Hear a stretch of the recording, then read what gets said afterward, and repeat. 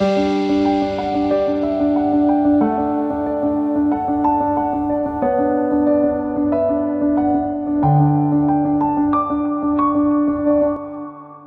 առավոտ սիրելի հեռուստադիտողներ, շարունակում ենք խոսել սրտաբանական խնդիրների մասին, իսկ այսօր խոսելու ենք սրտի բնածին արատներով հղիների վերաբերյալ, ինչպես վարել այդ պացիենտներին, եւ այսօրվա մեր հյուրն է Նորք մարզաբժշկական կենտրոնի մանկական եւ պերինատալ սրտաբան բժշկուհի Ասիա Գրիգորյանը։ Ողջունում եմ ձեզ, բժշկուհի, շնորհակալ եմ, որ հյուրընկալվել եք մեզ։ Շնորհակալություն հրավերի համար։ Մեր առավոտները առողջ են եւ այսօր բավականին հետաքրքիր թեմայի շուրջ ենք խոսելու։ Կարծում եմ կարող ենք առանձնացնել սրտի բնածին արատներով հղիների մասին խոսելով եւ նաեւ եթե դեմ չեք խոսենք այն հղիների մասին, ովքեր կրում են պտուղ, որոնց մոտ կա սրտի բնածին խնդիրներ, վարման տակտիկաներ։ Իհարկե հղիները յուրահատուկ խումբ են կազմում մանկական սրտաբանության մեջ, հատկապես այն հղիները, ովքեր ունեն սրտի բնածին արատներ։ Շատ կարևորում եմ եւ կարևոր հիմնական հարցերից մեկն է, որ պետք է քննարկել, որ սրտի բնածին արատով ցանկացած հիվանդ, անկախ տարիքից, պետք է հսկվի մանկական սրտաբանի մոտ, հատկապես հղիության ժամանակ եւ ֆիզիոլոգիկ շատ փոփոխություններ են տեղի ունենում եւ սրտի արյան հետ կապված որոշակի փոփոխություններ, այս դեպքում ճիշտ է, որ հսկողությունը լինի հենց մանկական սրտաբանի կողմից եւ կարեւոր է շատ թիմային աշխատանքը, մանկական սրտաբան, գինեկոլոգ եւ արդեն ծննդաբերության ժամանակ ինչու ոչ անեսթեզիոլոգ, այս թիմային աշխատանքը շատ կարեւոր է։ Այդ պատճառով այն բոլոր կանայք, ովքեր ունեն սրտի բնածին արատ, պետք է հսկողությունը պարտադիր շարունակեն եւ հղիության պլանավորումից առաջ խորհրդակցեն մանկական սրտաբանի հետ, որպեսզի որոշվի մայրական ռիսկերը եւ ինչպիսի վարում պետք է լինի, ինչ ժամանակահատվածում պետք է ստուգումների լինեն մանկական սրտաբանի մոտ։ Այս առումով շատ կարեւորվում է պացիենտ եւ բժիշկ կապը։ Բժշկուհի Գրիգորյան, այսպեսի մի հարց, այլ կա հստակ որևիցե խնդիր բնածին արատի մասին է խոսքը, որ բացարձակ հակացուցում է հղիության։ Այո, իհարկե կան այսպիսի խնդիրներ, սրանք հիմնականում բարձր մայրական ռիսկ ունեցող սրտի խնդիրներն են։ Այս պարագայում օրինակ Էյզենմենգերի համախտանիշ է, երբ թոքերում միշտ ունենում ենք սիստեմիկ, այսինքն մեր ճնշումից բարձր ճնշում, այս դեպքում հղիությունն ուղղակի հակացուցված է։ Ինչպես նաև ունենք այնպիսի արատներ, որոնք որ արդեն վիրահատությունից հետո շրջանառությունը փոխվում է, կոչվում են ֆոնտեն շրջանառությամբ հիվանդներ եւ միշտ չի որ ստացվում է հաջող շրջանառություն, ապահովել ֆոնտեն շրջանառության ժամանակ եւ շատ հաճախ այս հիվանդները ունենում են որոշակի բարդություններ, կախված արդեն ֆոնտեն շրջանառությամբ պայմանավորված որոշակի բարդություններից կարող են լինել հակացուցումներ ծննդաբերության հետ կապված, ինչպես նաև ունենք տարբեր միոպաթիաներ, որոնց ժամանակ կախված էլի հիվանդության արտահայտման աստիճանից կարող է լինել հակացուցում։ Շատ լավ, իսկ հաշվի առնելով, որ հղիության ընթացքում կան որոշակի սկրինինգային հետազոտություններ, այլ ինչ առանձնահատկություններ կան, ինչ հետազոտություններ կան, որոնք որ ավելանում են սրտի բնածին արատներով հղիների վարման ընթացքում։ Շատ կարևոր է, որ սրտի բնածին արատով հղի դեպքում երկրորդ սկրինինգի ժամանակ, երբ որ կատարվում է պտղի օրգան համակարգերի հետազոտությունը, անկախ սոնոգրաֆիկ տվյալներից կատարվի նաև պտղի հենց առանձին սրտի հետազոտություն արդեն մանկական սրտաբանի կողմից, քանի որ մանկական սրտաբանի կողմից հետազոտությունը ավելի մանրակրկիտ իրենից ավելի մանրակրկիտ հետազոտություն է ներկայացնում եւ եթե նորմայում ընտանիքում չունենք բնածին արատ, այդ ընտանիքում ռիսկը կազմում է մինչեւ 3% սրտի բնածին արատով երեխա ունենալու, մոր մոտ սրտի արատի արկայությունը ռիսկը բարձրացնում է մինչեւ 6%, այդ պատճառով անհրաժեշտ է եւ պարտադիր հետազոտությունը 18-ից 22 շաբաթական ժամկետում պտղի սրտի հետազոտություն իրականացնել, ինչպես նաև հղիության ընթացքում կախված արդեն հղի մոտ արատի բարդությունից հնարավոր է հավելյալ լրացուցիչ այցեր կատարվեն մանկական սրտաբանի մոտ արդեն մոր սրտի առողջական վիճակը գնահատելու համար, հիմնականում 2-ից 4 անգամ հղիության ընթացքում,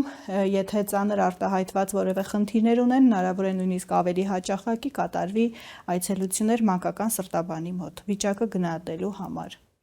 Շատ լավ, շատ մի հետաքրքիր հարց տամ, այլ սրտի բնածին արատներով հղիների պարագայում ծննդաբերության որ տարբերակն է ցուցում եւ կարծում եմ դա իհարկե կատարվում է սրտաբանի կողմից առաջին հերթին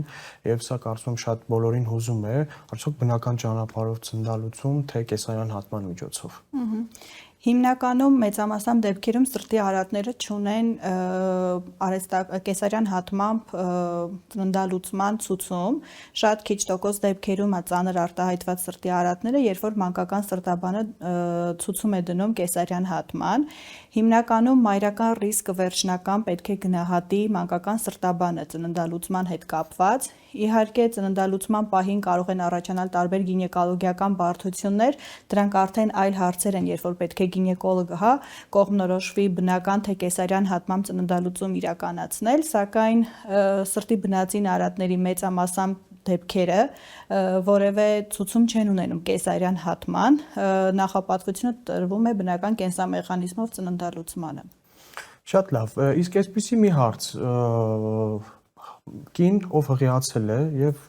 ժամանակի ընթացքում կյանքի բերումով որևիցե ինչ-որ հետազոտություններ չի անցել եւ հղիության ընթացքում արդեն պարզվում է, որ ինքը ունի սրտի բնածին արատ, այդ դեպքերում ինչպես է վարումն իրականացվում, ինչպես է տեղեկացվում հղին եւ ինչու՞ չէ նաեւ խոսենք այն պարագայում, երբ որ կարող է իհարկե հարաբերական է սա, բայց կարող է նույնիսկ հղիության ընդհատման խնդիր լինել։ Այլ ինչպես է վարվում այս բուժառուների հետ։ Շատ կարևոր է այստեղ իրականում գինեկոլոգների հարցը, գինեկոլոգների լուծում տալ այս հարցին, քանի որ այն պարագայում, երբ գինեկոլոգը տեսնում է, որ իր հղիի մոտ կա, հետազոտությունների արդյունքում պարզվում է, որ հղիի մոտ կա սրտի արատ, որի մասին հղին չի իմացել, մինչև հղիության այդ պահը, շատ կարևոր է, որ այս հղիներին ուղղորդվի մանկական սրտաբանի մոտ, քանի որ շատ հաճախ հղիները մտածում են իրենք արդեն մեծ են եւ չեն պատկերացնում, որ իրենց խնդրով պետք է զբաղվի հենց մանկական սրտաբանը։ Շատ հաճախ նախասրտային միջնապատի դեֆեկտներն են լինում, որոնք որ չափահաս տարիքում են հայտնաբերվում, քանի որ դրանք, այսպես ասած, լուռ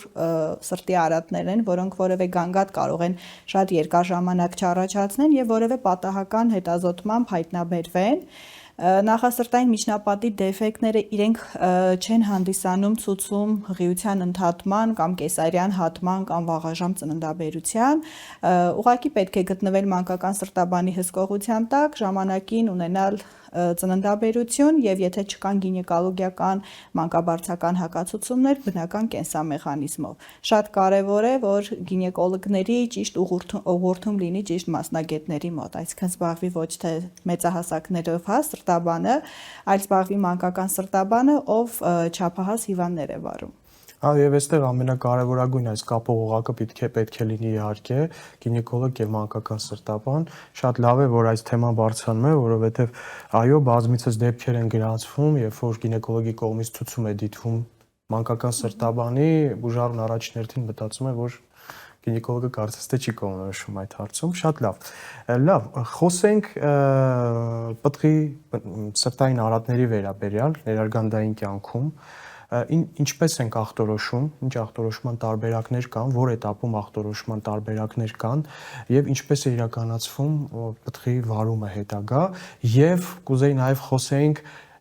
այն դեպքի մասին, երբ որ ունենք հղի, ով ունի սրտի բնածին արատ եւ հայտնաբերվել է, որ պտղի մոտ եւս կա բնածին արատ։ Սրտի բնածին արատները ամենատարածված սրտի արատներն են համարվում, ամենատարածված բնածին արատներն են համարվում եւ յուրաքանչյուր 100 նորածնից 1-ից մինչեւ 3 նորածնի մոտ սրտի որևէ արատ է լինում, բայց ընդամենը 20-25%-ի մոտ է բարդ որևէ խնդիր լինում։ Սա կարևոր է, որ հղիները լսեն, քանի որ շատ հաճախ երբ որ Ներողություն, սրանք համաշխարհային ցուցանիշներ են, թե այո, նաեւ համապատասխանում է Հայաստանի տվյալներին եւս։ Շատ լավ։ Շատ կարևոր է, որ հղին գիտակցի այս փաստը, որ սրտի արատը միշտ չէ որ համարվում է, որ շատ վատ է ամեն ինչ եւ պետք է ընդհատել, քանի որ այս երեխաները նույնիսկ ներարգանդային կարող է սրտի արատի ինքնաբուժում գնալ որոշ դեպքերում։ Կարևոր է ուղղակի խուճապի չմատնվել, կատարել համապատասխան հետազոտությունը եւ արդեն մանկական սրտաբանի կողմից ստանալ ախտորոշում եւ ախտորոշմանը համապատասխան խորհուրդներ եւ հետագա վարման պլան մշակել։ Կարևոր է, որ սոնոգրաֆիստ բժիշկները, բժիշկ սոնոգրաֆիստները, ովքեր որ կատարում են երկրորդ սկրինինգը, սկրինինգի ժամանակ ցանկացած կասկածի դեպքում անգամ, եթե նույնիսկ համոզված չեն, նույնիսկ կասկածի դեպքում ուղղորդեն բերինատալ սրտաբանի մոտ պտղի սրտի հետազոտություն իրականացնելու, քանի որ կան որոշ արատներ, որոնք որ կյանքի առաջին ժամերի ընթացքում պետք է երեխային որևէ օգնություն ցուցաբերել։ Հատկապես այս հարցը շատ կարևոր է մարզային մեր համակարգում, քանի որ երբեմն բաց թողումների հետևանքով ուղղակի երեխան կարող է ուշացած կամ նույնիսկ չհասցնենք տեղափոխել հիվանդանոց։ Այդ պատճառով ցանկացած պարագայում կասկածի անգամ դեպքում, եթե նույնիսկ այդ հղին որևէ ռիսկի խմբի մեջ չի մտնում, ընտանիքից որևէ մեկը չունի սրտի բնածին արատ, երբևէ չեն ունեցել, անկախ այդ ամեն ինչից, եթե կա բժիշկ սոնոգրաֆիստի մոտ կասկած սրտի արատի կամ սրտի ռիթմի խանգարման, պետք է ուղղորդել սրտաբանի մոտ։ Շատ կարևոր է, որ հետազոտությունը իրականացվի մինչև 22 շաբաթական ժամկետը, քանի որ շատ բարդ արատների դեպքում, երբ որ մենք գիտենք, որ ծննդալուծումից հետո երեխային սպասվում են մի քանի օգնական վիրահատություններ եւ հետագայում արմատական շտկման ժամանակ մենք չենք ունենում ամբողջական կառուցվածքով, նորմալ սրտային շրջանառություն, ունենում ենք այսպես ասած ֆոնտենարյան շրջանառություն, բոլոր այս պարագաներում պետք է ընտանիքի հետ մանրակրկիտ քննարկել եւ եթե ընտանիքը այդ ռիսկերը ընդունում է, շարունակել հղիությունը, բայց որոշ դեպքերում շատ բարդ արատների դեպքում նույնիսկ հնարավոր է ցուցում դնել հղիությունը ընդհատելու։ Դա ըստ մեր առողջապահության նախարարության օրենսդրության մինչև 22 շաբաթականն է։ Այդ պատճառով շատ կարևոր է երկրորդ սկրինինգի ճիշտ իրականացումը։ Արդյոք այդ ժամանակ բախումներ չեք ունենում հղի եւ իհարկե հարազատների հետ, երբ որ կա նմանատիպ ցուցում եւ պիտի հղիության ընդհատման հարց լինի, արդյոք խնդիրներ չեն առաջանում այդ ժամանակ եւ որովհետեւ այդ բային ընկալումը շատ բարդ է, առավել եւս հայկական իրականության մեջ։ Որպես կանոն առաջին ռեակցիան միշտ բացասական է լինում ընտանիքի կողմից եւ առաջին հարցն է առաջանում, թե երեխայի սիրտը միշտ կանոնավոր լսել են, որևէ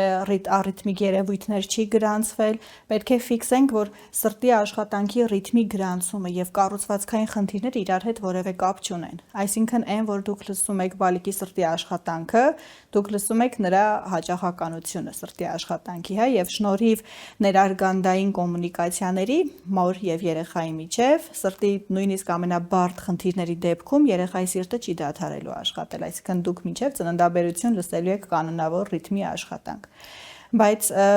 բարդ արատների դեպքում իրականում շատ հաճախ ունենում ենք, որ ընտանիք ուզում է երկրորդ կարծիք ստանալ,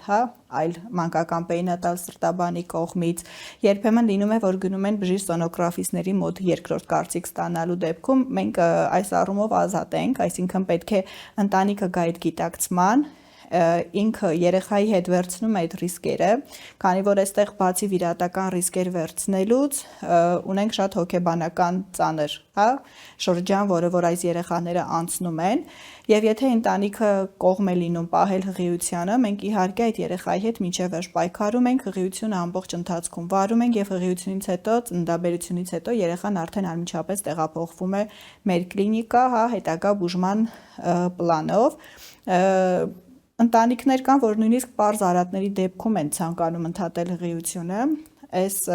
ինձ համար ընդունելի որոշումներից չէ, որտեվ նույն փորոքային միջնապատի դեֆեկտները, որոնք ամենահաճախ հանդիպող սրտի խնդիրներ են, մոտ 40% դեպքերում սրտի արատների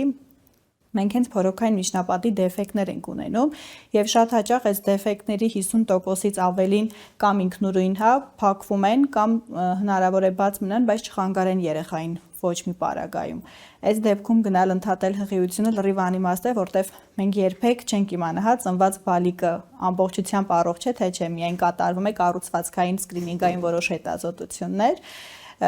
Իսկ արդեն բարդ արատների դեպքում ընտանիքին մանրակրկիտ բացատրվում է, երբեմն անհրաժեշտություն է առաջանում սրտային վիրաբուժի հետ խորհրդատվություն իրականացնել, վիրաբուժն իր հերթին բացատրում է սպասվելիք, ինչ ապագա է ունենալու երեխան, եւ եթե ընտանիքը ամեն դեպքում այդ ռիսկերը վերցնում է, իհարկե մանկական սրտաբան ընտանիքի հետ միասին պայքարում է այդ երեխայի համար։ Շնորհակալություն Բժշկուհի Գրիգորյան, խոսենք ռիսկերի վերաբերյալ, այլ ինչ ռիսկի խմբեր կան եւ համար մեկը հասկացանք, որ ներագանդային կյանքի ընթացքում, ուղղության ընթացքում գործիքային հետազոտությունով հայտնաբերվել է սրտի բնածին արատպտղի, այլ կան որովհետեւ այլ ռիսկի խմբեր եւ ինչ խմբերի են բաժանում, որոնք որ եւս ցուցում են հանդիսանում մանկական պերինատալ սրտաբանի ուղղորդման եւ իր կողմից հավելյալ հետազոտությունների իրականացման համար։ Իհարկե, ունենք մենք մայրական ռիսկեր եւ ունենք պտղային ռիսկեր, որոնց դեպքում պարտադիր է հետազոտությունը։ Սկսենք մայրական ռիսկերից, որոշ դեպքերում կանայք դեղորայք են ընդունում պայմանավորված իրենց ուղեկցող այլ հիվանդություններով, հատկապես լիթիում պարունակող կամ այլ մետաղական պարունակող դեղորայքների դեպքում, այս դեպքում պարտադիր է հետազոտությունը եւս իրականացնել։ Բոլոր այն դեպքերում, երբ մայրը տարել է ծանր որևէ ինֆեկցիոն հիվանդություն հղիության հատկապես առաջին եռամսյակի ընթացքում, կարևոր է մոր համակարգային հիվանդությունների առկայությունը։ Համակարգային կարմիր գայլախտի դեպքում հղին պետք է մինչև ծննդալուծումը, մինչև հատկապես 35 շաբաթական ժամկետը գտնվի հսկողության տակ եւ այս դեպքում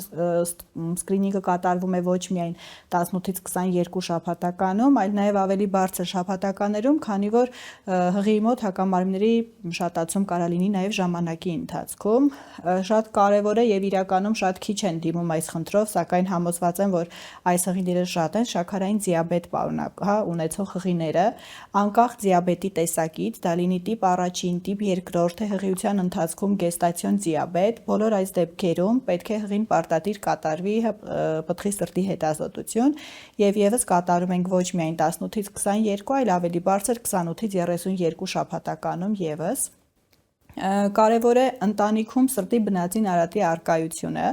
մոր մոտ արատի առկայությունը պտղի մոտ բարձրացնում է ռիսկը մինչև 6%, հոր դեպքում մինչև 4%։ Երեխաներից որևէ մեկի, եթե նախորդող երեխաներից որևէ մեկ ունի սրտի արատ, այս դեպքում կախված ինչ տեսակի արատ է, 10-ից մինչև 20-25% մենք ունենք բարձր ռիսկայնություն։ Այդ պատճառով, եթե ընտանիքում ունեք սրտի բնածին արատով երեխա եւ պլանավորում եք հղիություն, պետք է պարտադիր կատարվի պտղի սրտի հետազոտություն։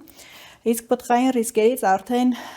պտղի մոտ հիդրոպսիա, այսինքն հեղուկների կուտակման առկայությունը, պտղի մոտ որևէ գենետիկ անոմալիայի կասկածը, երբ որ սկրինինգի ժամանակ գենետիկ անոմալիայի կասկած կա, քթոսկրի բացակայություն կամ պարանոցային ծալքի հաստություն, այս պարագայում եւս ցուցում է ռիթմի խանգարումի առկայությունը ցանկացած շաբաթականում։ Հիմնականում երրորդ եռամսյակի ժամանակ ավելի հաճախ են առաջանում արիթմիաները, այդ պատճառով պետք չէ մտածել, որ եթե 22 շաբաթական անցավ, վերջ չուղարկենք, քանի որ ռիթմի խանգարումները դեղորայքային որևէ բուժման հնարավորություն ունենք պտուղների դեպքում, կախված արդեն արիթմիայի տեսակից։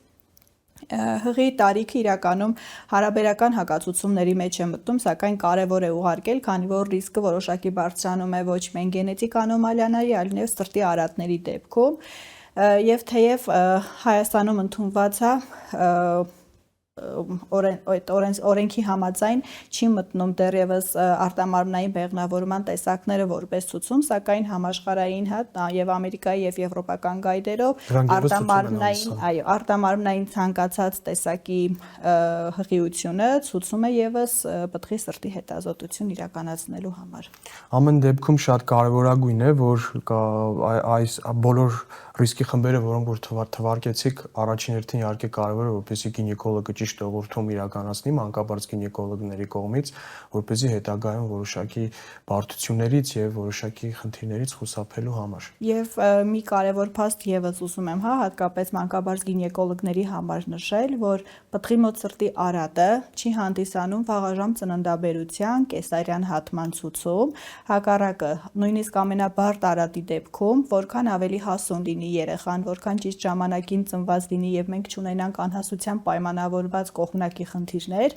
այդքան նույնիսկ երեխան գնա վիրահատության, մեր ռիսկերը եւ բարդություններն ավելի ցածր կլինեն, քան անհաս նորածնի դեպքում, քանի որ շատ հաճախ լինում են, որ կեսարյան հատման վաղաժամ ծնված երեխան ունենում է բնականաբար ավելի ցածր քաշ, թոքերի ոչ լիարժեք հասունություն եւ այս ամեն ինչը մեզ ուղղակի հակացուցում է լինում վիրահատություն իրականացնելու համար։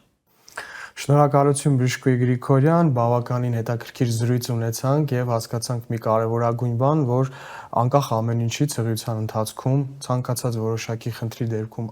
առավել եւս պտղի պարագայում միանշանակ ցուցումների դեպքում պետք է դիմել համապատասխան մասնագետին, պետք չի հապաղել, կարելի է մի քանի կարծիքներ լսել միանշանակ եւ վարել հանգիստ իրենց հղիությունը։ Շնորհակալություն Բժշկուհի։ Սիրելի հեռուստադիտողներ, առողջ եղեք, իսկ մենք կհանդիպենք վաղը։ Հաջողություն։